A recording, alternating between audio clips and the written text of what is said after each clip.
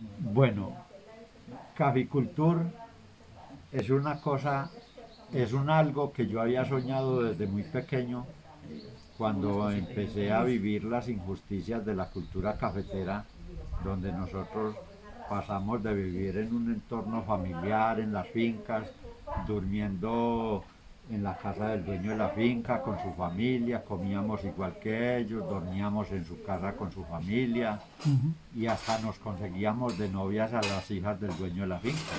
Eso era una maravilla. Después de la bonanza del año 75, que fue la que creó la oportunidad de que muchos dueños de fincas se volvieran ricos, pero que al mismo tiempo nacía una discriminación social, económica y racial con el trabajador, donde nosotros pasamos de vivir en un entorno familiar a vivir como esclavos en las haciendas, donde en las noches usted no sabía qué perfume encontraba en los dormitorios. A mí me tocó dormir en haciendas donde el cuartel era para 100, 150, 200 trabajadores, donde uno no alcanzaba a describir cuál era el olor de la habitación. Era chucha, pecueca, marihuana, tabaco, cigarrillo, sudor, toda esa mezcla donde nosotros a veces, o la mayoría de veces, teníamos que ir a hacer las necesidades a los cafetales porque ni siquiera un baño había para nosotros. Entonces yo anhelaba en esa época y le pedí a Dios que algún día me diera una finca para mostrar esa equidad que tenía que haber entre el dueño de la finca y el trabajador, porque yo había vivido las dos épocas. Ajá. En esa clase de vida, tratando de buscar una mejor vida, muchos campesinos pasamos al mundo de la marihuana, otros fueron a la guerrilla, otros llegamos hasta incluso al mundo de la coca. Yo llegué a ser químico de la coca, aprendí a manipular la gasolina, el cemento, el ácido sulfúrico, el amoníaco, el pergamanato, todo para elaborar ese veneno.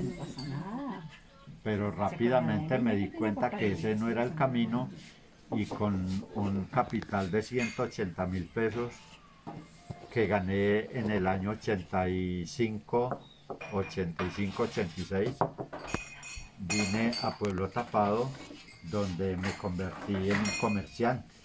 Puse con ese dinero una tienda donde me conocí con el papá del doctor Gustavo, que me abrió las puertas de yo poder progresar un poquito y me brindó esa confianza de yo poder hacer la asociación con él y convertirme en socio de una porcícola que llegamos a tener, de un galpón de pollos, y bueno, íbamos muy, muy próspero, no solo la sociedad, sino el negocio mío como tienda, pero empezó a desarrollarse el turismo donde nos metieron hasta tutela para quitar los cerdos, los pollos, y empezó a distorsionarse todo lo nuestro, donde un día decidí en vender todo para venir a comprar una finca para realizar ese sueño que tenía desde muy joven.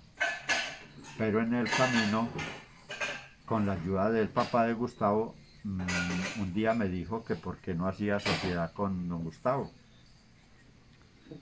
Y hablamos y llegamos al acuerdo de que él iba a participar en mi proyecto, que yo era el que iba a manejar la finca, que yo vería qué hacía, y ha sido el bordón importantísimo de nosotros no haber fracasado en este proyecto. ¿De qué año estamos hablando? Regresamos Año 2009. 2009. Vinimos y compramos la finca. Yo había detestado del café y entonces decidimos sembrar solo plátano, donde en el año 2012 hubo un vendaval con granizada incluido y todo, donde casi nos tiró a la ruina. Nuestro proyecto iba próspero hasta ese momento, pero de ahí los cafetales se hielaron, los platanales, los colinos ya no salieron como debieran de ser de fértiles, se hielaron y todo. se dañó el programa que teníamos, donde las circunstancias nos obligó a llegar al café. Afortunadamente don Gustavo fue el soporte económico, afortunadamente Dios lo trajo a nuestra sociedad y fue el soporte económico para nosotros hacer un cambio brusco y regresar al café. Pero cuando cosechamos las primeras arrobas las llevé al mercado y la federación en esa época nos pagó por el café que lleve la mitad de lo que cuesta producirlo. Entonces yo no sabía qué hacer y un día le dije a don Gustavo que tenía ganas de ingresar al café porque no lo perjudicaba el granizo como al plátano, que era la única salvación, y él me apoyó y empezamos a producir los cafés de primera calidad, donde en el primer concurso que hubo en todo el eje cafetero yo participé y obtuvimos un segundo lugar en calidad de café. Fue donde se inició la venta de café a unas cafeterías exclusivas con nuestro café, pero nos tenían que pagar un precio más justo para lograr sobrevivir en la finca y sostener nuestros trabajadores de la forma que nosotros queríamos, porque Gustavo, él también estaba de acuerdo que los trabajadores deben ser tratados como humanos y no como robots de producción como lo fui yo en un tiempo. Entonces no era suficiente. Entonces decidimos en incursionar en los cafés especiales. Estoy hablando del natural y del enmielado, que en el mundo se llama honey. Yo no soy americano, yo digo enmielado. Entonces fue un éxito total ese café y se amplió el mercado, pero ya no teníamos a quién venderlo, porque esos cafés son costosos producirlos y en Colombia no existe la cultura de tomar un buen café y tampoco estos pueblos tienen la capacidad económica de adquirir o pagar un café a un precio justo para nosotros. Entonces fue donde nos vimos obligados, un día sentados aquí en una mesa, en una servilleta, empezamos a hablar de cómo crear un destino turístico.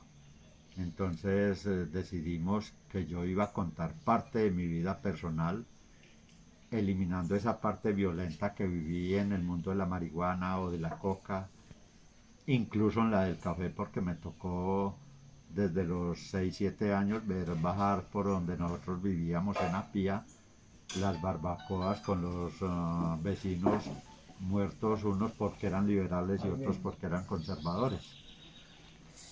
Entonces,